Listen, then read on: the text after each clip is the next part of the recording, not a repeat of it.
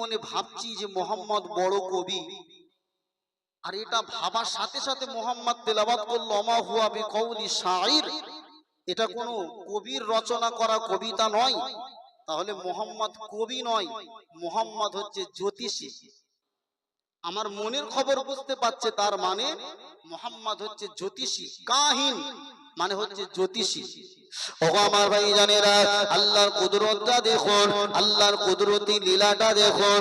আল্লাহ পাকের নবী হযরত উমরের এই কথাটা চিন্তা করার সাথে সাথে তিনি আবার কোরআনুল কারীমের আয়াত তেলাওয়াত করলেন, ওমা হুয়া বিকাউলি কাহিন কলিলাম মা তাযাক্কারুন। জোরে বলুন সুবহানাল্লাহ। এ ভাই জানেরা, যার মানে হলো ওমা হুয়া বিকাউলি কাহিন, এটা কোন জ্যোতিষীর কথা নয়। কলিলাম মা তাযাক্কারুন, যদি